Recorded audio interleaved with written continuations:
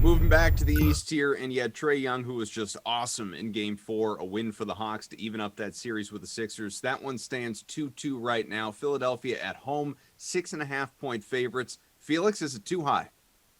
Oh man, this game, like, I don't want to cop out of giving an answer. The Sixers are going to win this game, so I guess I would like them to cover. I really think they're going to win this game at home, but this one to me screams just getting into the game live. I need to see what Joel Embiid looks like, because the last thing we saw, he started the game off great. They went up 17 or whatever it was, and Embiid was fine, and then 0 of 12 in the second half. He hit the floor a lot of times. His body language is his body language. He's always kind of mopey when things aren't going his way.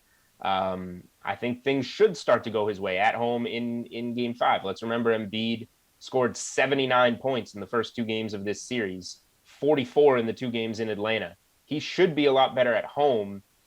I just need to make sure that he's healthy. So if Embiid is engaged at the start of this game and sees some shots go in, you might even get a little worse of a number, but I'll be interested in Philly. This is also another one, the Sixers, remember that bounce back in Game 2 at home, like a first quarter, first half play on Philly makes sense. They should come out with a lot of energy in this game. And Trae Young's probable with the shoulder injury. He's obviously going to play in this game and play 40 plus minutes, but he shot just over 30% last game.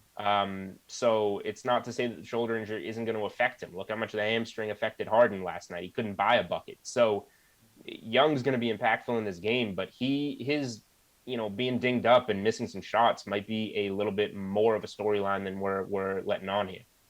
Nick, how do you feel about the 6.5 for Philly? Yeah, I think Julian said it best. This game and this whole series comes down to Embiid's health. If he looks like the Embiid from the second half of Game 4, when he put up like arguably the worst playoff half that we've seen from a superstar in a really long time. I mean, 0 of 12 is like record-setting bad, and then of course missed what looked to be a pretty easy layup that would have put Philly up late.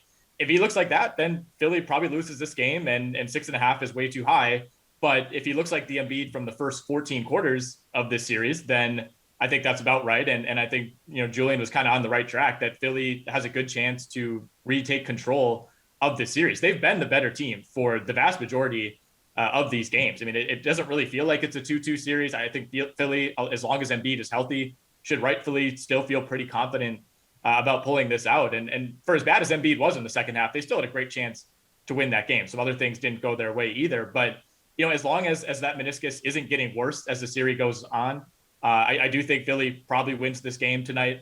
But like Julian said, you have to consider the Trae Young factor as well. I mean, never a good sign when someone has a massive, like 90s Patrick Ewing heating pad on the shoulder mid-game.